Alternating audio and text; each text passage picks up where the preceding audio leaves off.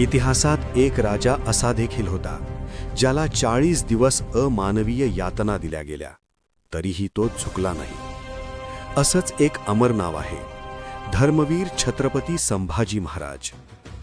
14 मे 1657 पुरंदर किल्ल्यावर एका सिंहाचा जन्म झाला.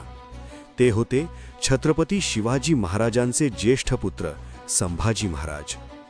संभाजी महाराज फक्त पराक्रमी योद्धेच नव्हते, ते संस्कृत, फारसी आणि अनेक भाषांचे विद्वान होते. त्यांनी बुधभूषणसारखा ग्रंथही लिहिला. पण त्यांच्यासमोर सर्वात मोठा शत्रू होता मुघल सम्राट औरंगजेब. 9 वर्षे संभाजी महाराजांनी मुघल सैन्याशी डटून लढा दिला आणि दक्षिणेत मुघल साम्राज्याचा विस्तार रोखून धरला. पण 1689 मध्ये विश्वासघात झाला आणि संभाजी महाराजांना पकडण्यात आले. औरंगजेबाने म्हटले, इस्लाम स्वीकार करा, तुम्हाला जीवनदान दिले जाईल. संभाजी महाराजांचे उत्तर इतिहासात अमर झाले, स्वराज्याचा पुत्र कधीही झुकत नाही. माझा धर्म माझ्या प्राणांपेक्षा अधिक प्रिय आहे.